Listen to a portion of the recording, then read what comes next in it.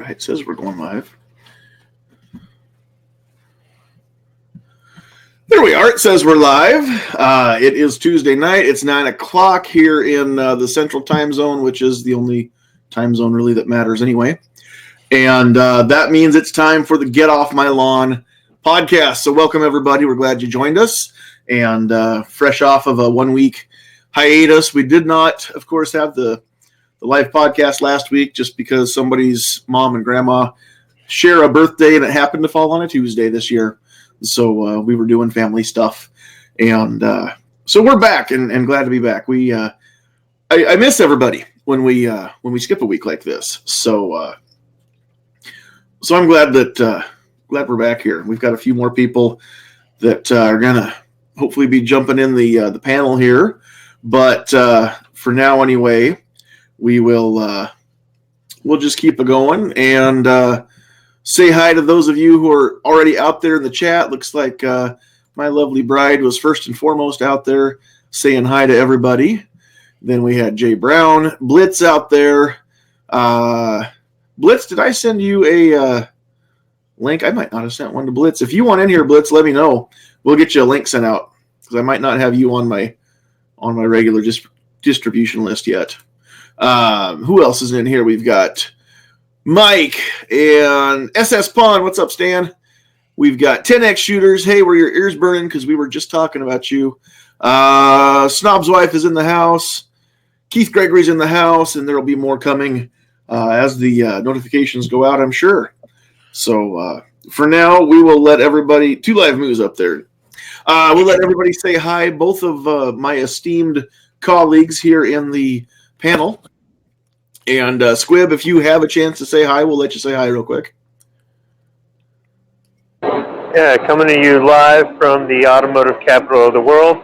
Hello, everybody. Motown. Cool. All righty. Squib, as most of you know, will be joining us once he's off work and can talk more. But for now, we're glad that you're at least hanging out with us and listening in, Squib. You get a 30-minute break from my motor mouth. We'll take whatever we can get. Let's see here. Who else do we have? We've got this fella from South Central Nebraska or Southeast Nebraska. It kind of depends on the day of the week right now, doesn't it? Yeah, I mean, I'm pretty much from all over the state, really, when you think about it. But yeah, that's it. Born and raised Nebraskan, so I appreciate the invite. You guys check out my channel over on YouTube. It's called Travis P11. We have a little podcast we do on Monday nights, usually Monday nights at 6 o'clock Central Time, called Caliber Corner. Our most recent episode did not go live because the internet went down in the town that I live in multiple locations 5 minutes before I went live. Unfortunately. So if you guys want to watch Caliber Corner episode 107, check it out over on Unlimited Media's channel, Rich White. He stepped up and hosted the episode, and then we did an episode tonight on my channel too. So thank you for the invite, man. Appreciate it. Excellent. All righty. And we will probably have a few more people joining us as we go along here. More and more people out there in the chat. Looks like we've got Jason Stewart, Georgia Trucker 69 out there as well. So yeah, we'll get you on there, Blitz. I see your message there. We'll get you on the regular distribution list. Anybody that wants to join in the panel and can keep their language to a kid-friendly level, just let us know, and we'll send you some links. So, all righty. Hey, we've got some stuff happening over there on the. Yeah, cool. That makes a cool sound in my ears when we get a internal chat. Okay, Travis T is out there. What's up, Travis? Alrighty, I was going to try and stall a little bit to see who else joined us here in the panel. I know I've got the 402 Outdoorsman is fighting some technical difficulties of his own trying to get in the room. So hopefully he'll be joining us. And 402, I don't know if you're out there on the YouTube side right now listening, but we're still hoping to see you. If not, at least hang out in the YouTube chat and talk to us. So fellow gun tuber is here. That's all it tells me right now. I can't see who it is. Well, we'll find out pretty soon. No kidding. Fellow gun tuber that just joined our panel. Say hi so we know who it is. It is the 402 Outdoorsman. Hey, how's it going, guys? Hey, thanks for joining us, man. Glad to have you. It's about time. Yeah, heck yeah. Cool. All right, well, we didn't get a chance to get you in here and kind of show you the ropes as we were going along here before we went live. So down at the bottom of your screen there, if you want, you can turn on your camera. If you don't want to have your face, you don't have to. And then the only other thing is that mute button. And if you're not talking and there's no ambient noise, don't worry about muting yourself. But if it gets to the point where your channel is kind of walking over whoever is talking, then we'll probably just ask you to mute yourself up when you're not talking. That's about all there is to it. If you can mute and unmute and like I said, keep the language to a kid or grandma friendly level, then we'll get some people in here in the chat that maybe we don't see all the time. So very cool to have you, 402. We're happy to have another Nebraskan in the chat with us. That way we can just kind of take over the world one chat panelist at a time here. Our numbers are growing, man, exponentially now. This is great. It's good. And the more we do this, the more Nebraskans we find. Yep. It's cool to have a little cross-pollination. That's what's happening right now. Because 402 Outdoorsman found me on Facebook and then found me on YouTube, and we've been talking a little bit back and forth. If you have not yet been to the 402 Outdoorsman on YouTube, he's got a couple really cool product videos up there, so go check those reviews out. I mean, he's no Travis P11 with the reviews, but these are dude. Good He's reviews. 402. He's a different phone zone than me. I'm the 308 Outdoorsman. He's a 402. We can coexist happily, so it's cool. What are you going to do in a couple months when you're in the 402? I'm not going to lose my number. I'm going to say 308, even though I'm originally 402 by origin. So I know. It's craziness. It is. That's there's only, well, I guess there's three now. There used to be only 2 area codes in the whole state, and now there's a third one that's overlaid over top of the 402. So when did that happen? I didn't approve that. They didn't ask you. There's a third area code in Nebraska. There sure is. What is it? It's 531. Did you not know that for real? No, I've never seen that pop up on my phone before. They ran out. They ran out of prefixes in the 402 area code, and so it's the same footprint as 402. Dude, but new numbers. And it's mostly Omaha numbers right now, but new numbers are being released on that 531 area code. That is Nebraska. We could have just accessed 308. There's plenty of space out here for everyone. They couldn't, though. They couldn't. It's not how it works. God, I don't know. Nebraska again. Another backwards decision by Nebraska, right? Yeah. While we're at it, let's just not build a casino and keep losing our money to Iowa. But that's a whole other discussion. So, anyway, go ahead. I'm sorry, bro. We've got one. We've got one that's less than an hour from here. It's in Nebraska. Sort of. Yeah, I know. It's no Harris, right? It's no Binions or Harris, right? No. That's true. It is. Anyway. It is native owned and operated. Okay, so we've got a few more panelists that have joined us. So we'll say hello to all of our latecomers here. We've got Orange Man Bad, Obnoxious One. What's up? Yo, how you doing? I'm doing good. You doing all right? You doing all right? Doing okay. I'm glad you're here. Thanks for hanging out with us. I was first, just so you know. Well, thanks for getting here before everybody else did. You're quite welcome. Next up, we've got our neighbor to the south, Mr. Gizzard Gary, everybody's favorite tactical rooster. Well, thank you for having me. I, of course, arrived fashionably late, so... That's okay, though. That's okay. You can't be first like Obnoxious every week. We can't all be obnoxious, although we can all try. If there's anything Gary is, it's definitely fashionable. That's true. And late. And if there's anything Gary is not, it's obnoxious.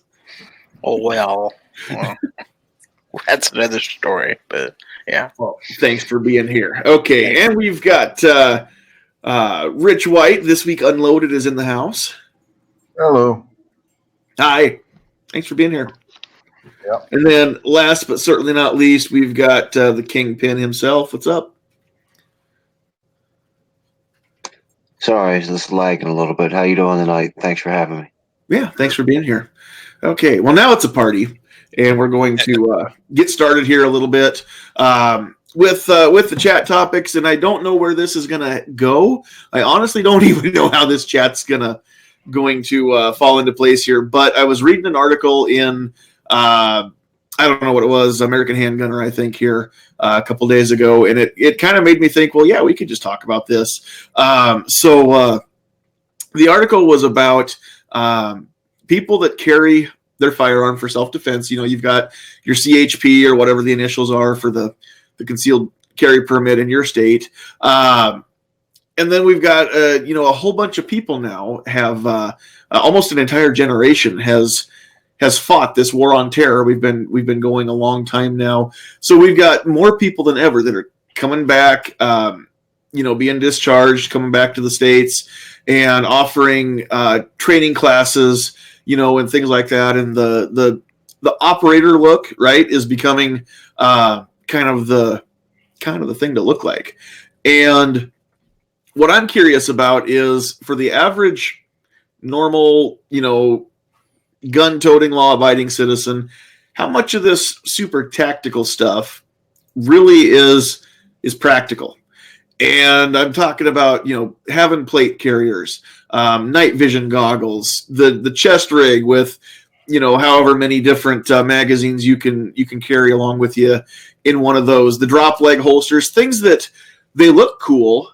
And you can buy all kinds of fun stuff at the, whatever Mall Ninja outlet website, or sometimes there's even a store in the mall that has that kind of stuff. But there's a couple things we're going to go through here and just kind of discuss the merits of what kind of tactical gear is actually practical if you mostly just use your gun or carry your gun for self-defense, and you hope that you never actually have to use it. So I guess we'll just start off with the cool fashion accessories like the chest rigs, the plate carriers, that kind of stuff. And I won't go around the horn and call on anybody, so just jump in as we can, and we won't walk on each other, hopefully. But what do you guys think about all that stuff as far as actual, just in the sense of the self-defense world, first and foremost? Well, I've got my operator beard. Does that count? I don't know. Does it? Did you grow it? It's part of his ghillie suit. It's part of his camo. Yeah. See, the real question is, did you grow that beard because you like Cy Robertson? No, I grew it. Like him? I grew it because it makes my face look less fat. Well, you don't fit in unless you got a dad bod and a beard and you're partially balding on a gun channel. I mean, that's just the norm, right? That's all dad of us. bod, beard, starting to go every single one of us, except for David Bollings. He actually takes care of himself, but yeah. I have got more hair than it looks like on this screen. I just want people to know this is all hair. It doesn't look like it, but no, are you using Bosley? I hate to break it to you, brother, but nope. Dang it. All right, so when you're talking about this tactical gear thing, first of all, I just want to say that the internet, is making this stuff even more affordable than ever. Not necessarily that it's going to be quality or not, but you have so much more access to this stuff now. I think a lot of it just depends on how you prep. Are you prepping for a situation where you could be dealing with the worst at some point? Are you prepping for an environment that can turn into what Venezuela was 3 months ago, 4 months ago? Is that what you're preparing for? That might determine how you carry yourself daily, what kind of items you keep on standby in case you need them. I've got a plate carrier, an AR-500 armor. I don't ever expect to use it, but if there ever be civil unrest, I've got this peace of mind knowing that I've got something there that could potentially save my life in a worst case scenario. And you can say, well, that'll never happen. That'll never happen. Knock out the power grid in America for a couple of days and then see how things turn when the neighbors start knocking on your door. And, so, it just depends on what your mentality is. You might think, I can get by just fine on a pocket knife or a pocket tool and a flashlight and my daily carry piece. You probably can. I think 99% of your day you can get through just fine without that, with those things, But again, a lot of it just depends on what kind of situation you're preparing for. Yeah, not even preparing for, but just want to have on standby for peace of mind. Well, and that's really what it comes down to, isn't it? Is what is the likelihood of needing it? And if you like that stuff and you think it's cool and you've got the money to buy it, go for it. I'm not saying not to have the stuff, but what I want to know is how much of this stuff that I'm seeing on on TV or in movies or whatever, how much of this do I actually need? And what can I justify and what is actually just a little overkill, I guess. Because part of the thing or part of the issue I have, maybe I should say, with some of this stuff is, when I think about what anti-gun people think about us, and I know that I'm projecting my own thoughts onto them, but the image that comes up in my mind and the image that we're always trying to combat, right, especially with Every Second Matters, things like that, is the guy with, the crew cut that wears the combat boots and walks around with the drop leg holster and the plate carrier every day of his life. I mean, that's just his normal attire, lives in a basement or a bunker somewhere or whatever. I mean, that's not us, right, as gun owners. That's not who we are. Most of us, I should say. It's not the normal everyday gun owner in America, but that's the image that we sometimes get painted with. And so that's kind of, in my mind, I mean, I'm always trying to combat that. The other school of thought or the other end of that spectrum is the gray man, idea of just blend in. Nobody knows that you have a gun. If you're doing it right, they'll never know. And I'm more subscribed to that end of things than the tactical, mall ninja looking stuff. So I guess in my mind, I just want to get everybody else's thoughts on all that stuff. And is it necessary? And there's some other stuff we're going to get into, but that's the first part anyway. Yeah. My take on this, if you're prepping for an end of day scenario and you want to have your plate carrier and whatnot in your house, fine, go right ahead. But for everyday self-defense, you need a good holster, a good handgun, maybe a spare mag carrier, maybe for the rest of your EDC, top it off with a flashlight and a knife, and you're good to go. Nobody needs to be walking around on the street every day wearing a plate carrier. There's no reason for that. You're not going to be, unless you're in a war zone like Iraq or Afghanistan or Chicago. Then you don't need to be worrying about wearing a plate carrier every day. You know what I mean? So Right. Leave the plate carriers at home. Carry your standard EDC stuff, and everybody will be fine. Alrighty. Anybody else want to chime in on the idea? I'm hiding in a closet so I can talk. All right. Yeah, I know. There's a lot of coming out of the closet jokes just waiting to I happen. was actually going to make fun of the crew cut combat boot living in the basement thing, but I wasn't going to say anything. So Yeah, because with the exception of the basement, you just described me, but whatever. I was going to wait. You need an operator beard, Squib. Yeah, I got a hot. I don't know if that'll work out, but it is No Shave November. No, I got on desert boots, and I do have a high and tight. But I liked what Travis said about the whole prepping thing. I think that if you have some of this gear for prepping, there's nothing wrong with that. I think wearing it to a rally, if it's allowed in your state, is a good thing because it shows that, look at me, I look like, the stereotypical or whatever it is, but I'm not breaking the law, I'm not hurting anyone, and I think that there might be some shooting competitions where you could make it a rule that you've got to wear certain gear to make it more challenging to shoot or something like that, where it might be appropriate to have it. Or it could be really good on Halloween, too. But, otherwise, what Rich was saying, you're really not going to need that for basic self-defense. Leave it at home.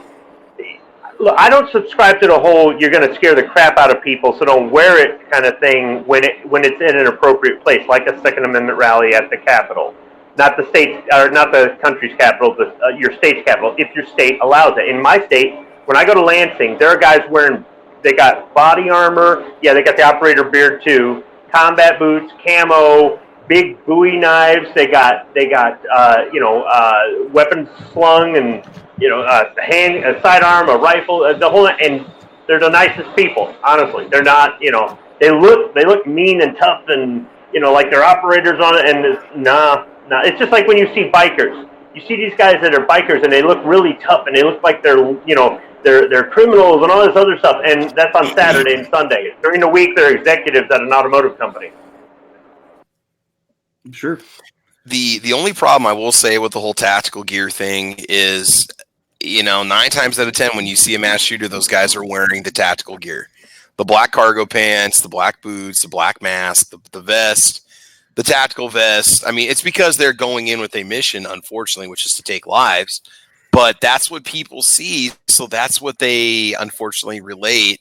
Those people that are non-gun people, that's what they're going to relate to, going with those 511 tactical pants and those boots and that kind of a look or appearance. What are you going to do? You're going to go open fire on somebody? Or, I mean, you could get that stigma from people.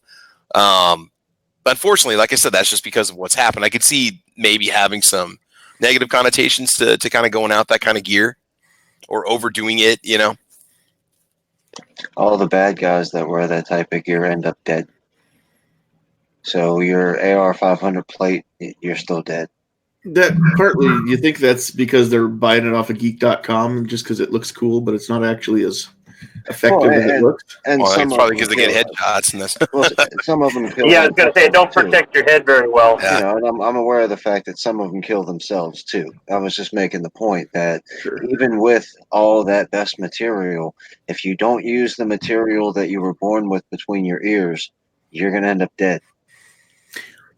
Well, and I would argue that the people that are doing the mass shootings didn't get a whole lot of material between their ears when they were born either, but that's beside your point. I do agree with you. What about just to kick around, like if the zombies are coming down the street and you've got all this heavy gear on and flashlights and all that, you're going to be hungry because there's no food. So a full-plated jacket's going to be heavy for you to carry when you're walking forever because you really have no place to go because the zombies are coming. Your flashlight's going to break, the battery's going to die, your scope is going to have broken glass in it sooner or later. So at some point in time, you're going to have to break your firearm down to bare bones and shoot it with the sights that it was born with. So, I get it if the day of you want to have that stuff on. So if people are shooting at you, you give it a little bit better of a shot. But 3 days later, when most people are dead and there's no food, no electricity, no running water, you're going to drop all that stuff anyway. Yeah, I would say that's probably very true. Now, hopefully, we never have to find that part out.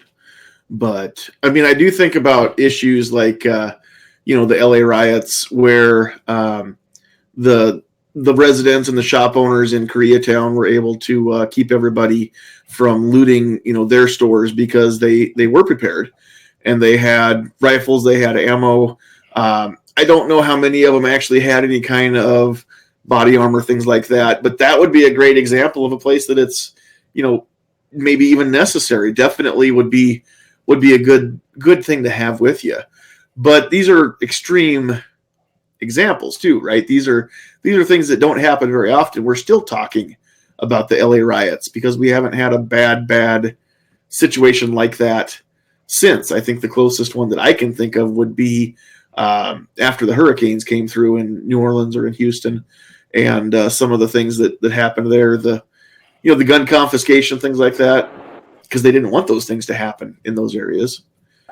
What about the riots in Ferguson? And the riots in Ferguson. And Yeah, good Baltimore. point. Now, here's something, though. I think it should be stated that even though some of us are saying there's an appropriate time and place to wear this in public, I don't think anybody here wants to see the restriction of the ability to buy it by civilians. I think, in my opinion, we should be able to own anything law enforcement or military has. The simple fact that we can get it doesn't mean that we are going to get it, but the simple fact that we can get it, we have access to it, means that we're living in a free society. When they restrict these things, because they say, well, only police and law enforcement, that's where you have to start questioning, well, how free are we? Whether you buy it or not. No, I agree. But I said the same thing about a bump stock. I had no desire to buy one, but that doesn't mean that I wouldn't fight tooth and nail against the legislation. And I tried. I mean, we all did our part doing what we could to try and fight that railroad job of a legislation. I shouldn't call it a legislation, of a regulation, because that was a law that was made inappropriately and illegally. But since then, of course, the ATF said, well, we don't actually have that kind of authority now that everybody's chopped them up or or thrown him out or done whatever they did, lost him in a boating accident. So, but that's a great point. I definitely think that anybody that wants these things ought to be able to buy them, because that's just part of being prepared in a lot of people's minds. I mean, I'm even seeing out here in the YouTube chat, there's some people that, you know, like Travis, they have this stuff. They don't wear it, but they have it just in case. And I'm of the mindset that it's better to have it and not need it than it is to need it and not have it. So I sure don't fault anybody that does own the stuff. And I don't even fault anybody that wears the stuff. If you think that it is an appropriate item, you know, for your daily wear, and you live in an area that you're actually concerned for your well-being, then, and it makes you feel better, go for it. I do draw the line at scaring the children and making them afraid to go to school because they're afraid to get shot. That is fear-mongering at its worst. And I do think that the truth needs to be shed on that topic a little bit, you know, too. I mean, the people that are saying, well, you know, my kid's afraid to go to school and nobody should have to live that way. Well, nobody in the United States actually does have to live that way that didn't already have to. I know there are some bad inner city spots, and those schools on the inside, they're pretty safe because you have to go through a metal detector to get in.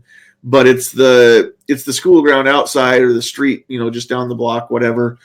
Those are the dangerous areas for the kids. It's coming and going to school or going home. Those are the places that the kids are in the most danger.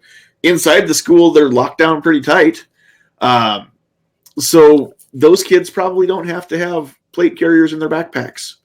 But, you know, there was a huge upsurge in the tactical backpacks that you could get for, you know, the smaller children, and they could actually put a plate right in their backpack and wear that to school. You're still more likely to lose your child to a lightning strike than you are to a bullet in a school. So I'm not saying this to make light of anybody who lost somebody in a school shooting. Of course not. But again, what's necessary and what's just how much is too much, you know? So as a parent, I can say that it is my job to assure my children that they are going to be safe, that the odds are in their favor going to school. However, it's also my job to tell them not to do what the school told them to do in the event of an active shooting, and to do what I say, because that's going to get them out alive. So, I mean, take it for what it's worth.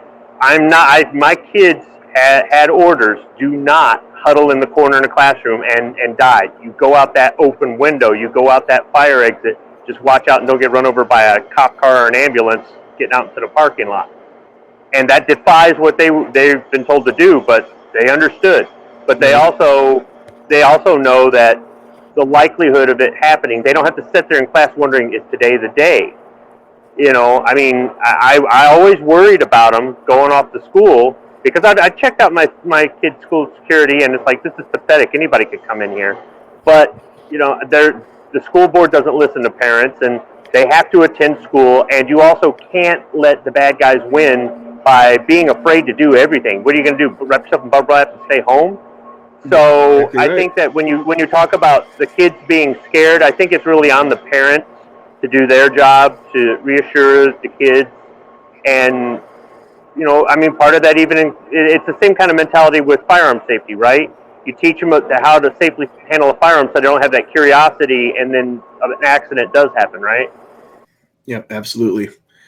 And out there in the chat, Tack Daddy says there's a 3-ring binder that can be useful too. And again, I'm not saying that these are bad ideas, and I definitely would not want to discourage anybody from purchasing such a thing. And if it gives you peace of mind, or if it gives your child peace of mind, then, you know, it's not doing any harm. But because I've known some people that have kids who, even at a young age, have really high anxiety levels, and the only thing that'll keep them calm is, you know, finding whatever that like what was the movie Dumbo with the magic feather? Every kid's got that magic feather that makes them feel safer, whether it is in their mind or actual safer. If putting on a backpack and they think that it's going to make them more safe. If that makes the kid to where he or she can go to school and function and be okay, then yeah, do it. But that, again, the reason I brought it up is to say that the people that are actually, trying to spread the fear and trying to convince kids that, they're likely in any way to have this happen to them, nationwide, no, you're not likely to have it happen. Can it? Yeah. Can it happen anywhere? Yeah. Do you need to have a plan? Yeah. That's everything. That's life. But you also need to figure out the likelihood and plan for the things that are most likely to happen, right? I mean, I don't have a fire extinguisher in my car. Could it catch fire? Yeah. Am I more likely to have a flat tire? Yeah. Do I have a spare? Yeah. Because that's the most likely thing to happen. I've got jumper cables in case the battery goes dead. There are bad things that can happen in my car, but I don't plan for every eventuality. I figure out what's most likely, plan for what I can, and then, I have a plan for those other things if they were to happen. But I don't think about them very much. So. Well, let me ask you this: are your jumper cables underneath your plate carrier, or are they on top? It just depends. Usually, when I'm wearing the plate carrier, I don't have jumper cables hooked up to it. You don't leave your plate carrier in the back of your SUV? Well, just in case. I don't have one. Maybe I shouldn't tell people that. Maybe I'm not safe now. But I have not got a plate carrier, so no. All the only plates we have in our house are in the kitchen cupboard. But you know what? I mean, I'm not saying that I wouldn't take the opportunity at some point. And again, I'm not making light of having the stuff, but the point is the whole movement towards what is considered tactical. I mean, I think a lot of it is really good in a business sense. If you sell this stuff, then great, But we're trying to. I guess the discussion I want to have is how much of it's necessary and how much of it's just because we want it. How much of it's cool, which that's relative. And it could be a lot of different people could feel differently about this stuff. But next question that I have is training classes, because there's a lot of people, like I said before, that are coming back, starting up their own consulting firms or training firms, whatever, becoming certified instructors. And if I'm just the average, ordinary, normal, law-abiding, gun-toting citizen, what training is actually something I should look for? And what is the stuff that I'm probably never going to have to use? Like, clearly shooting through car bodies or shooting while rappelling or something like that. Probably not something I'm ever going to have to deal with in my lifetime. Would it be nice to know what my carry ammo will do to a car door? Yeah, that'd be cool to know. But do I plan my day around it? No. I don't plan my everyday loadout based on what's going to penetrate a car door or a windshield or things like that. So when it comes to the tactical training classes, things like that, again, what's a good idea and what is something that, again, if you can afford it, do it, but it's not something we would necessarily say you really should do. Where do we draw that line? I think maybe just a beginner handgun course that goes a step beyond what you qualified for to get your CCW might not be a bad idea, or maybe an advanced handgun course, just because it's going to give you more confidence and knowledge of your firearm, your shooting ability, and like your physical capabilities. So I would say just a basic course minimum would be fine for the majority of the people. If you enjoy those kinds of classes, you enjoy learning and practicing in those kinds of situations, or maybe you used to and you want to relive that or whatnot, I can see why somebody would take a lot of these more advanced carbine courses and tactical courses and stuff like that. I would say just at a minimum, some sort of like maybe an advanced handgun class would be more than adequate for most people. Yeah, I was going to say basically the same thing. I mean, if we're talking just regular, everyday self-defense, if somebody pulls a gun on you or whatnot, yeah, basic fire handgun class and a basic first aid class. Yeah, definitely. You never know what may happen. You might get cut. Somebody may pull a knife on you and cut you while you're drawing your weapon, whatever. you need to know how to treat that before the paramedics get there, because it could be the difference between bleeding out and making it for the hospital or not. Well, and I would go so far as to say it doesn't matter if you carry a gun or not. You need to know some basic first aid. Everybody should know some basic first aid, because anybody can get into an accident. Nobody's exempt from that. So the likelihood of needing to know how to apply a tourniquet, in my opinion, is way higher than needing to know how to do a one-handed reload. For my carry gun. People that have never touched a gun still need to know first aid sometimes. So that's clearly a great thing. And I've never done a first aid course, not since I was in grade school and took the basic stuff that they taught you back then. So that's something I really should look into. And I know another thing and I agree with what you guys have said as far as like the basic and even the advanced handgun courses.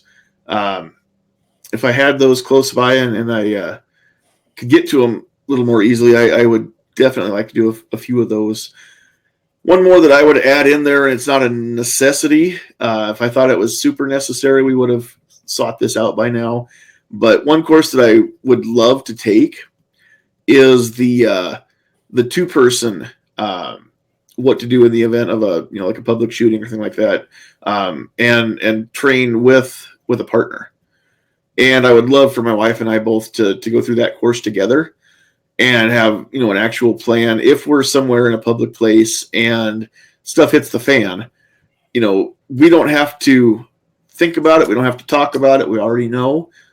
She knows what I'm going to do. I know what she's going to do. We both have our jobs to do, and we depend on each other to do those jobs. And that is something that I would love to get into. Hopefully we'd never need it, but at the same time, we'd have, I think it'd be a lot of fun to take the course, and I think it would be very, very valuable information, just to have. So what else do you guys have as far as training classes, things like that?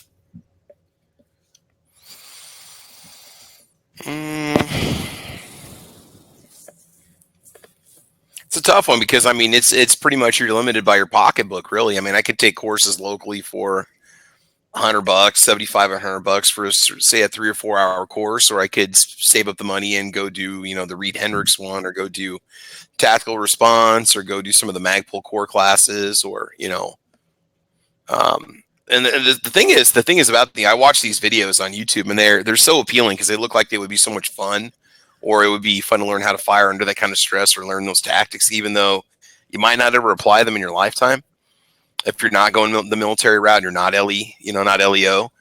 So that's part of the problem. Is in a lot, like you're mentioning before, with all the tactical gear, there's kind of this appeal to it that it looks cool, it looks neat.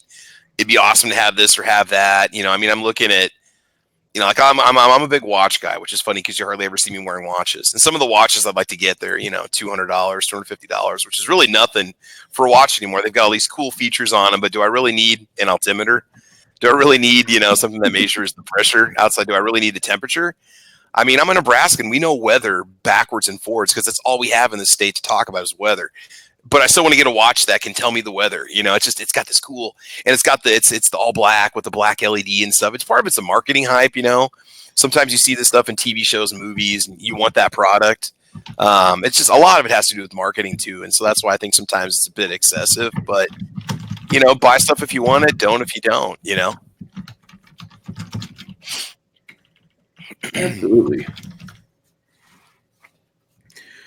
Okay, so.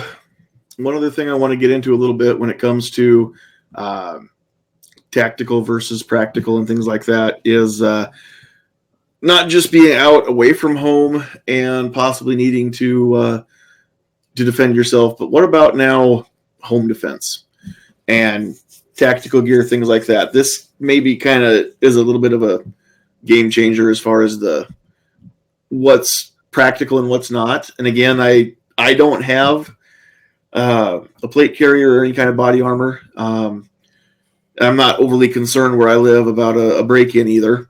But then at the same time, that doesn't mean that I don't want to be prepared, just in case something like that would happen.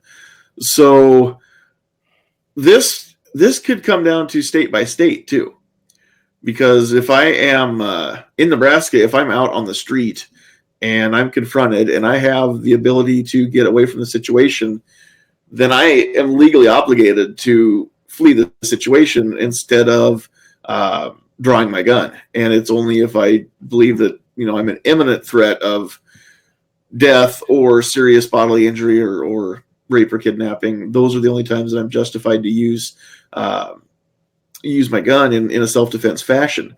So things are different in Nebraska in my house, or if I'm at work too. But inside the home, inside the workplace, we do not have a duty to retreat here. Some states, I think, maybe still do, and other states have castle doctrine. So maybe things are different where everybody lives, but at the same time, as far as home defense, things like that, are some of these items maybe a better idea than just the everyday carry? As far as the chest rig, multiple reloads, anything like that. I think that there's probably a lot you can do to defend your home with just simply a good bedside gun, nice standard capacity magazine, say 15 to 17 rounds. I think that would probably do the job for most people. Even your EDC, I think, would be more than adequate for a bedside gun. But I'm not opposed to somebody saying having an AR pistol or having a carbine next to their bed, hopefully suppressed, they don't go deaf, or a shotgun, right? Something's better than nothing. But when the home invasion happens, are you going to have time to put on your chest rig and put on your 3-gun belt and get your night vision goggles on? And I'm painting the extreme here, but there are probably people that have that tactical vest right next to their bed, and maybe they want that in case they got to bug out. But I mean, if somebody kicks the door and they're coming for you, or they're coming for what you have, you might not have a lot of response time depending on where your bedroom is located, your doors, and so on. So I'd almost say that a lot of people could probably just get behind a simple, just a handgun or maybe an AR pistol, something for close quarters maneuverability. The ability to have some sort of a flashlight or tactical light. But I mean, again, you can set yourself up if you want to put a Barrett next to your door, go right ahead. But you might have some time, some trouble setting that up before you have to defend yourself. I probably wouldn't go there personally, but Sure. Bit extreme. Well, and I mean, even as far as flashlights go, do you go weapon mounted? Do you go handheld? Do you go one of each? Yeah. There's good. I guess there's pros and there's cons to both of those methods. Honestly, I'm not opposed to having both. Having a weapon mounted light, I understand the concept of if I'm using that to see what's going on, downstairs as I'm coming down the steps, and I end up, pointing the gun at the dog, or the kid who came in past curfew and snuck in and made too much noise, or whatever it is, then I'm pointing the gun at something I don't want to shoot. So I understand the concept, but at the same time, sometimes it's nice to have both hands on your firearm and not have to hold a flashlight. Especially, I mean, if it's a rifle, then for sure. But even a handgun. So I honestly think that, in my mind, the best idea is maybe one of each. Of course, I've said many times too, if I'm checking out a noise in my house, the last thing I'm going to do is creep around in the dark with a flashlight. I'm kicking on every light before I enter the room. And sometimes that in itself is a deterrent. Lights come on, bad people tend to go running away if they were possibly up to no good and not completely committed to it. So that's why we have motion lights, right? Floodlights, things like that outside our homes, a lot of us, because it does kind of deter people from getting bad ideas. So, I mean, I've got, for us, for home defense, I've got an alarm system on the house where we live that's got motion sensors, and it's got the door sensors and window sensors, and it's got a battery backup, and it's got a cell phone connection to it in case the internet goes down. I mean, I've got a basic home security system. I think that offers a lot in a regular life situation where you've got power going to your house every day. You're not in a doomsday scenario or anything like that. I got a dog. He barks whenever he hears anything that's out of line for the house. And then when in doubt, you can say, Alexa, activate home invader protocol, and Yeah. All the lights come on and the stereo starts blaring. Let the bodies hit the floor and the armor plates like slide down through the windows and release the Claymore Roomba. Yeah, exactly.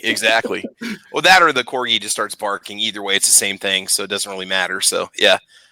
So I mean, there's little things you can do. So if you don't, just like at a minimum to give you some notice if there's somebody in your home in terms of home defense, But now if you want to talk about defense of your property, say that there's civil unrest or there's something going on and people are ending up on your land, then that's a whole different kind of situation with what you're going to be preparing for. But again, it all depends on how bad of a scenario you're setting yourself up to live through. So. Yeah, exactly. Well, and everybody's home is different too. It depends on if you live in town on a small lot or if you live out in the country on, acres or even sections of land. So again, everything is kind of dependent on each situation, and we can only be kind of general here. So as far as that goes, that's always going to be just a little bit dependent on who you are and who we're talking about too. So, all right. One other thing I wanted to get to, and it doesn't have anything to do with being tactical, but you all might have noticed that today is November the 5th, and I just wanted to mention, and we can talk about this if anybody wants to, but this is the anniversary of the gunpowder treason. And so with everything that's been happening, if we want to kick off and have the discussion go a totally different direction here, we can discuss the gunpowder treason and whether or not anybody thinks that the boogaloo is actually something that's going to happen. We know that's the code word now for the people that think they're going to rise up and rebel against Beto or whoever is going to be the next person to try and come door to door and take our stuff away, right?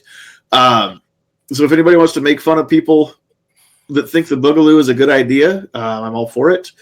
The only thing I want to say is that, and we've said it before, most of us have said this more than one time, but anybody who can't even bother to go to rallies or have the conversation when they're with other people about just raising awareness for pro-2A ideas, pro-2A laws, raising awareness against gun restrictions, things like that.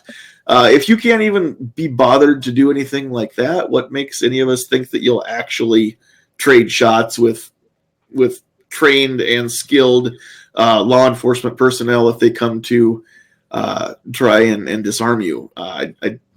That's just my thought.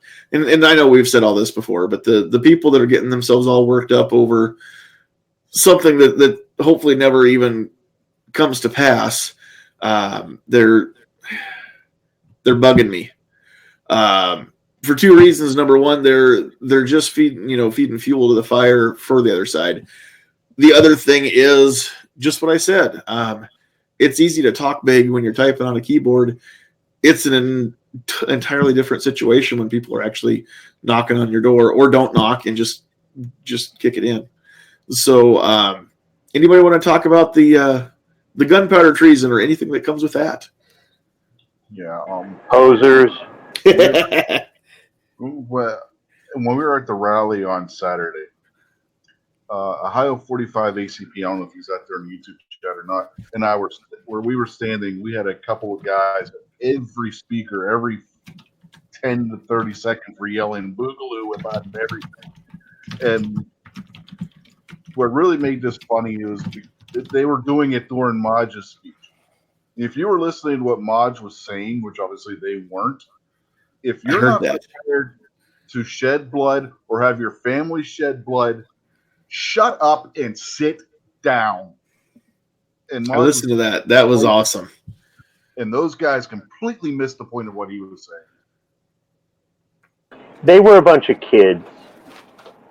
I remember those guys. Yeah, they had a lot to say about well, pretty much everybody that they had.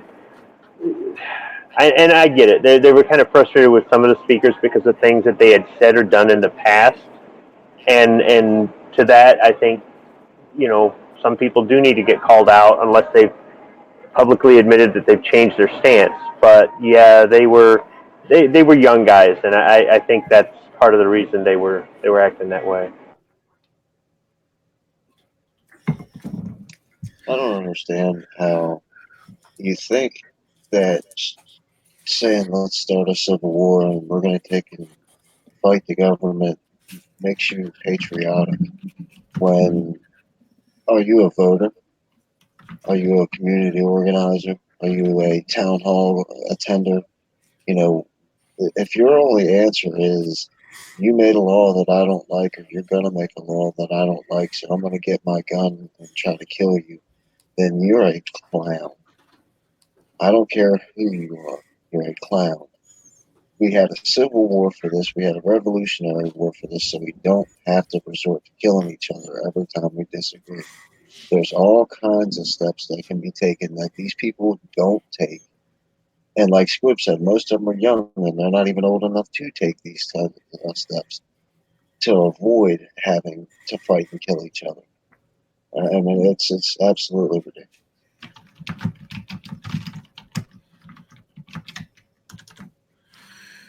Yeah. Yeah, I agree. And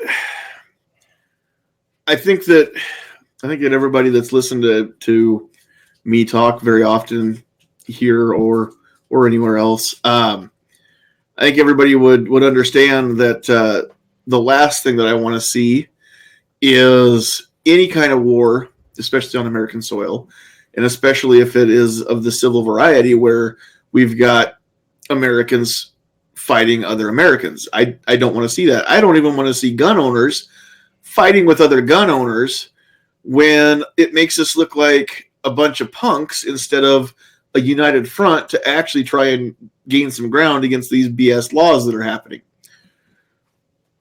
That being said, I don't think it's ever going to happen for the same thing that I just said. There's not enough people that are actually willing to throw down when it comes down to it. And I mean, it's easy to say, 3% or things like that, but it's a lot harder to back up than what people think it is. And once they realize that, oh my gosh, these people are shooting back. Oh my gosh, getting shot hurts. Oh my gosh, maybe I'm not as tough as I think I am. I can't imagine. I don't want to imagine. I don't want to ever find out. Those of you that have lived through those situations, I have the utmost respect for you. I don't know what that's like, and I hope I never do.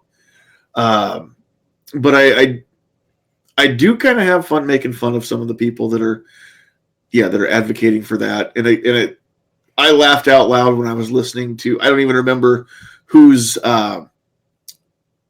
video I was listening to, but I heard that speech from Maj, and when he said that, and I laughed out loud because he was dead on. He was exactly right, and that's the whole point, and that's what I keep trying to encourage people to do is we can avoid any of that by just opening up communication lines, just talking.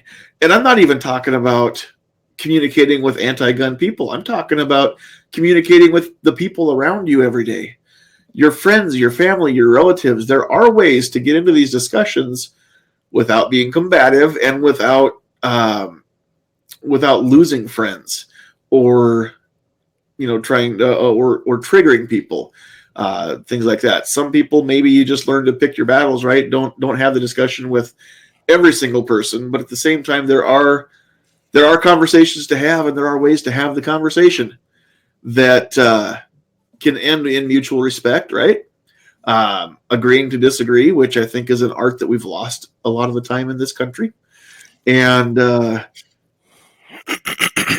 there's no need to ever have it come to that. No, that brings up another thing. You get all the same ones that are yelling boogaloo all the time are also out there all the time saying that the founders would have been firing their guns already. Would they? Do those people, honestly, do people not study history anymore and not understand just how far the founders actually went to avoid a shooting war. It wasn't the founders that wanted the shooting war, it was the British. The British were the ones that acted aggressively. The founders kept trying to prevent that from happening. That was, and of course, nobody knows for sure exactly which side fired the first shot, but at the same time, it was a disarmament attempt that kicked off the war, the shooting portion of the war.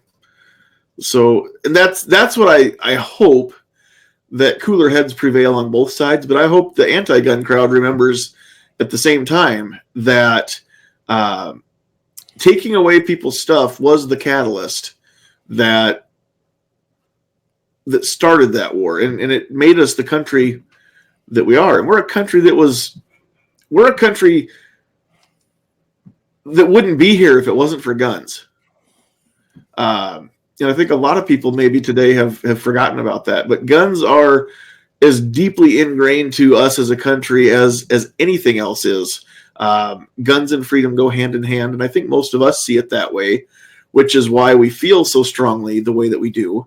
But that is the notion that I wish that we could get to more people, is that we don't want to shoot anybody. We don't want to shed any blood. But at the same time, we're not going to roll over and become victims or become servants either. And there's got to be a happy medium. There's a way to have neither one of those two things happen, and that's what we need to strive to find. And anybody that thinks that I'm saying that because I'm a coward or because I'm weak, first of all, I don't really care what they have to say. But at the same time, it's not that. It's not that I'm afraid to have the fight. I'm just afraid that it's going to cost more than any of us are willing to spend on such a thing. And I'm not talking money. So that's why I want to try to avoid such a thing. That's why I've always tried to avoid any kind of thing like that, even in my personal life. The fact that I've never gotten into a fight doesn't mean I'm afraid to. It means that so far I've successfully negotiated not fighting my whole life. If I get backed into a corner and I don't have another choice, then yeah, I'm not going down a victim. But hopefully that never happens. Hopefully that never happens for our country. Hopefully we can get the word out that that we're not going to put up with this. And the best way to do that is just to show up at the polls. Just go vote. Educate yourself, educate the people around you, and then vote accordingly. I know this chat kind of, like I said, it went a completely different direction from where we started, but that's kind of how I feel about that. And then somebody mentioned out in the chat too, the fact that Beto kind of got thrown to the wolves because he said what nobody else was willing to say. About, yeah, we're gonna take your AR-15, we're gonna take your AK-47 away. That is something that apparently somebody on The View has said, well, that was dumb. If you're gonna do it, don't telegraph it. Get elected first and then take them away. Don't announce your plans ahead of time. Well, the thing is, we're pretty well aware that that's what all of them want to say. It was refreshing to see somebody actually come out and say it out loud, but it wasn't news to any of us that are pro-gun. We knew that he was probably slitting his own throat, that he was kind of getting used as, I think he was just getting used as a pawn on the chessboard, to be honest. But he's also been made an example to the other candidates that, hey, if you're going to just announce to the world what cards you're holding in your hand, then you're going to get voted off the island, right? You're not going to be part of the club, and we're going to turn our back on you, and nobody's going to support you, and we will tell CNN to attack you, which happened. So I think that anybody on the anti-gun or with the anti-gun agenda, especially if they're running for public office, especially if they're running for president, I think they're all taking notes and seeing that the Joy Behar school of thought is probably the one that they should follow. And I think that that's going to happen. I think they're going to be a lot more secretive. There will be a lot of people that will go back to saying, hey, nobody wants to take away your guns. We just want to take away the weapons of war, or whatever it is that they're saying. But wasn't it refreshing just for once to have a politician come out and just be honest with us, say the truth or not? I mean, normally they dodge around the question. They don't ever answer the question that they're asked. But this guy just came out and said, you know what? Yeah, I'm coming for it. All right, I disagree with you. Great having this conversation with you. We need more of those open conversations. That's what we really need to know, how you really feel. You know, tell us how you really feel, bud. And by the way, Seven Wonders, I just couldn't remember who said it because I'm too lazy to try and scroll back up, and because I can't talk and then scroll back up and find stuff as I'm talking. I'm not that talented. So I remembered seeing it, didn't remember who said it. But if it was you, then cool, Seven Wonders. It was Seven Wonders that said that. But anyway, all right. Does anybody else have anything that they want to throw out as far as this topic or anything else that we've covered tonight? I've got to get up early for work, so I don't think we're going to go too much longer here. We'll kind of start wrapping stuff up, but I don't want to cut anybody off that was wanting to say something either. Just raising some pretty good points about the whole tactical thing. You know, does it take things a little bit too far? Are we kind of overdoing it a bit? I mean, it is popular and cool now to have a lot of this gear on and have all this cool, you know, like military shirts and stuff that we wear and tactical inspired swag, but is it really necessary? I don't know. I mean, I love this stuff. I think it's great. I'm kind of an enthusiast for myself, but you know, are we just posers? I hope not. Oh yeah, exactly. And it's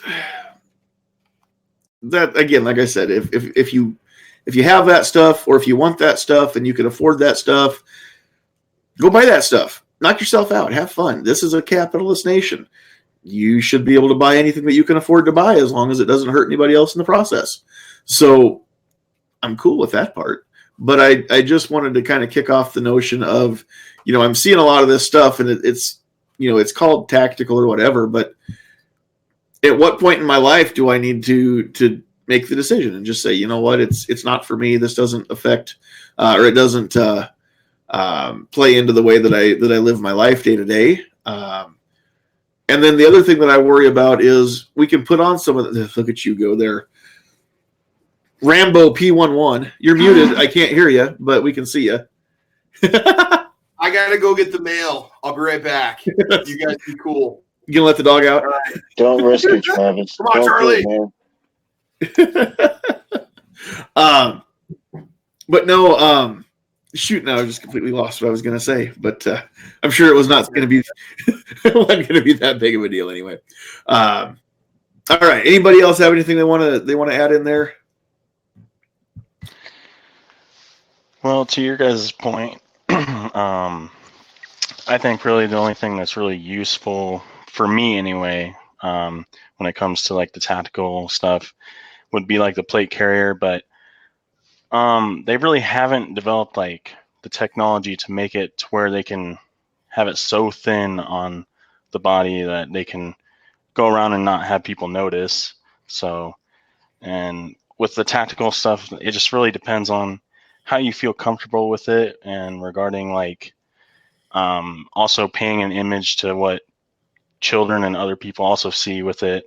So it's kind of a little bit how I feel about it. I'm not completely for it, but I'm not completely against it at the same time either. So that's kind of my little spiel about it. So sure. I don't remember what I was going to say. I was about to say if you have that drop leg holster, things like that, and you go out to the range and you practice with that, that's great. And there's a place for that. But then if you're not practicing with your concealed carry holster and you only ever practice with that drop leg or the outside the waistband holster, whatever it is, I think you're doing yourself a disservice there too, because the holster that you wear the most often and the clothes that you wear the most often, that's what I would suggest if you're going to the range. at least get comfortable drawing that way, whether you're doing in the house with your unloaded firearm or you're actually practicing drawing and firing with live ammo. But you've got to get proficient with that concealed carry holster. That's the big one in my mind, because I don't live in a place, I don't work in a place where I can open carry very easily. Probably could open carry most places in the town I live, but it may or may not cause a panic, and it may or may not have somebody call the cops on me, and I could deal with that if I had to. But for the most part, I carry concealed, so nobody knows it's there. Gray man, right? But I also do practice drawing from concealment, moving my cover garment, whatever it is, because that is the scenario I'm most likely to find myself in. And I don't practice a whole lot drawing from a seated position like I'm in a car or things like that. But I can see where that would actually be a good thing to do too. At the very least, if I take a chair out to the range and draw from a seated position at the range, I don't have a vehicle that I can, take a chance of shooting up and practice from that. So, but I could definitely see that there's some merits for that. If you're going to wear all the tactical cool gear and stuff and use that at the range, that's great. But just keep in mind, if you're a concealed carrier, you're going to want to practice with that gear too. You owe it to yourself to be able to do that. You don't want to grab your gun and then find out you've got a handful of shirt with it, or go to reholster your gun and find out that there's something in the way that hooks the trigger, and you send one down your leg or right close to it or something like that. So again, that's the only other thing I would throw out there. And Kingpin saying to my wife not to let me borrow her car. She's a better shot than I am. I'm not going to shoot up her car. Plus, I don't like driving it. So she's right. Yeah. I don't despise the car. I just despise the lack of visibility in it. Don't buy a 2011 Ford Taurus if you ever plan to back it up and be able to see if somebody's coming down the street when you're backing out into the street. So that's that right there. All right. Well, we will go back around the horn and let everybody say good night, any channel or video plugs they want to make. So the first and foremost that I had in here with me tonight was Squib Load. Thanks for being here, Squib. Yeah, well, I mean, somebody's got to talk. That's right. That's right. Also, we had Travis B11 with us. Yeah, I appreciate you putting on my goofiness and so on. I'm just a little tired right now, so I'm having a little bit of fun at this point. But guys, make sure you subscribe to everybody on this panel. Make sure you subscribe to Sandhills Shooter if you're not subscribed yet, and mash the bell so you don't miss any notifications when the new content comes out. Thanks, man. You betcha. A newcomer to the chat and a welcome addition, 402 Outdoorsman. Thanks for being here, man. Hey, thank you, Sandhills Shooter. Appreciate it. I'm going to be coming out with hopefully some new content with some hunting and product reviews on some Glock 19 slides, hopefully. So be on the lookout for that. If anybody's not subscribing to you, just head on over to Sandhills Shooters and give you a good subscribe there. So I think that's all I got for right now. So thank you. Yeah, thanks for being here. Your channel is 402 Outdoorsman, all one word? The 402 Outdoorsman. Yeah, the 402 Outdoorsman. Okay. Because I tell you what, when I try to search for channels on YouTube by name, if you're not specific, it just doesn't seem to want to go there.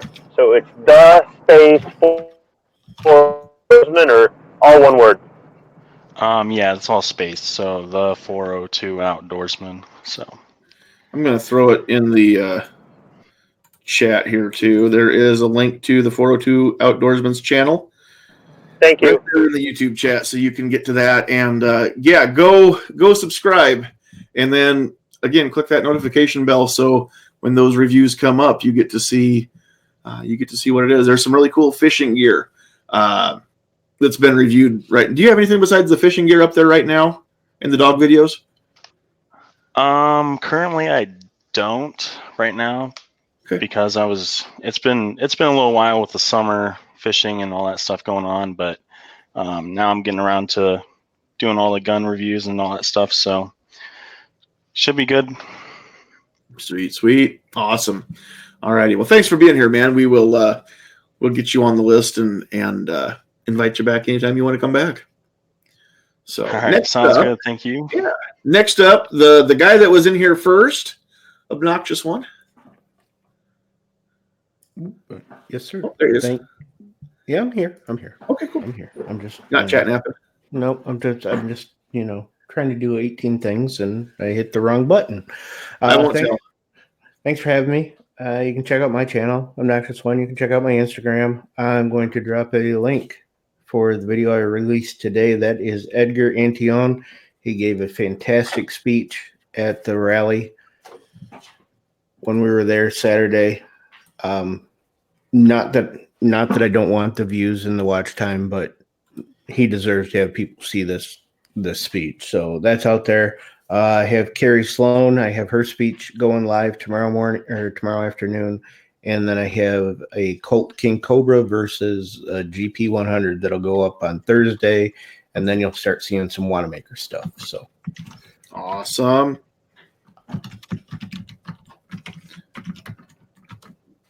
There. Double A, I didn't realize that you didn't get a link tonight. I thought you were in the list. So my bad. I will get you back in here, pal. No, nobody's been blacklisted. All righty. Gizzard Gary, thanks for being here with us. Yes, sir. Thanks for having me. I will also be heading to Wanamaker here in a couple days, so look for some shows, perhaps some live streams and stuff once I get there. Plenty of videos coming from there. And yeah, anything you want to see, let me know. And thanks for the invite. Cannot wait. Wish we were going, but with deer season coming up, I couldn't take time off for both. So we've got the weekend blocked off next April. So hopefully quite a few people will make it next year in April because I want to go hang out with some friends again. Awesome. But we are planning on going. If you want to do a little carpooling, Gary, we'll have to talk next spring. Yeah, hit me up. Cool. All right, sounds good. I'll go pick him up on the way down. There you go. I'll get him. Yep. Cool. All righty. Rich, this week unloaded. Thanks for being here. Yeah, no problem. I think me and Travis hogged most of the show. That's okay. I did a lot of talking too. It's okay. Well, it's because we're the tacticalest out of everyone here. So, I've been wearing cargo pants since the 90s, it's just kind of who I am. So, yeah. Yep. And it's No Shave November, so Travis will get that operator beard back within about 3 days. Oh, yeah. We're working on that right now. Look, see, we're making some progress here. Oh, look at you go. Yeah, it's coming on. Yeah, it's getting a little itchy. Would you stop shaving on Sunday? I stopped the day after that career fair that I went to, so October 16th. Okay. So we're just going on 3 weeks right now. There we go. Cool. I mean, if you were a nice much to the dismay of my grandma and my mom, but what's that? So if you were a nice trick, you'd already look like a werewolf. That's true. I know, man. Night trick shaves about 3 times a day. Or a young Ron Howard, as I always say. So, yeah. Nice. All right. And then last but certainly not least, we had the Kingpin himself. Thanks for having me, man. Have a great night, everybody. Yeah, thanks for being here and hanging out with us. I know it's late. So we appreciate all you Eastern time zone people for hanging out late with us. And of course, you cannot see her, but my co-pilot and hot date for life has been hanging out here, holding it down in the chat as well. So thanks to Sandhills Sweetheart for keeping me on the straight and narrow path. And we also have, before I read off the list, I did want to show this off. I have not yet made the video, but I did get, I don't know if I can get the camera to show this off. I did get this, it's not going to focus. This backplate from Millspin. Oh, yeah. They have any specials going on right now? Because Black Friday, weren't they 50% off or something? Last I knew they were 40% off, but I don't know how long that lasted. Wow. So go to millspin.com and just check out and see what specials they have. They've always got some cool discount codes. And I get emails from them with every special. You can get on their email list, and they'll give you the discount code. They've got some really cool deals. I actually got and if you can't read it, it says "Get Off My Lawn," and it's got the Gadsden snake on it. So we'll be switching the Glock out to the "Get Off My Lawn." And then we also got, because it was Glocktober, we got the nice little bottle opener key ring as well. So I'll be showing those off in a video here pretty soon. It's been crazy around our house. It's been busy with work and everything else going on, so I haven't got the videos shot that I want to shoot yet. So that's coming. And then we have got the list. So everybody that said hi out in the chat, if you were watching live and you didn't chat with us, then we don't know you're here.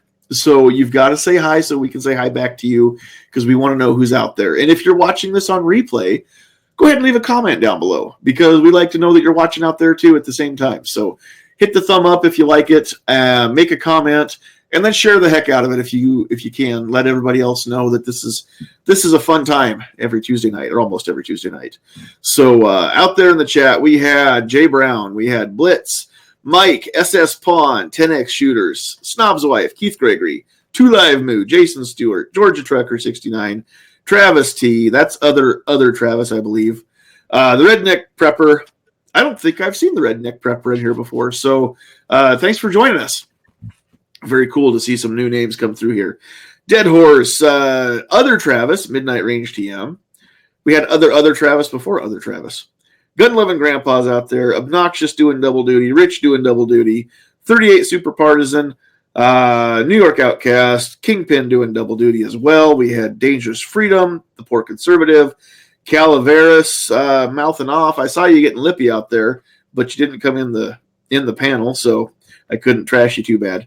Seven Wonders out there. Kinky Sphincter. Gizzard Gary holding it down. Tack Daddy was here. Idaho Rogers USMC. Sarge was out there. Patriot in the Dark.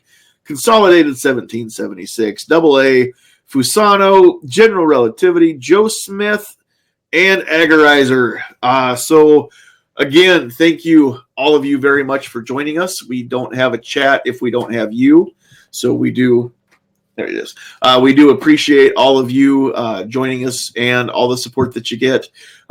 If you like what you do and you want to help out, we're never going to expect it or insist on it. But we do have a Patreon page as well, so people can go support us there.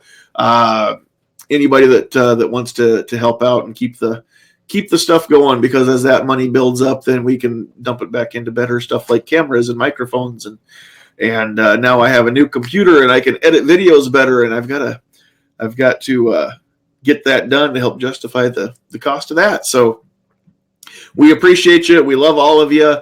And on behalf of myself, Sandhills Sweetheart, everybody in the panel, get off my lawn. And whoop, I didn't have it. There we go. Get off my lawn. Give him the bird. Hashtag first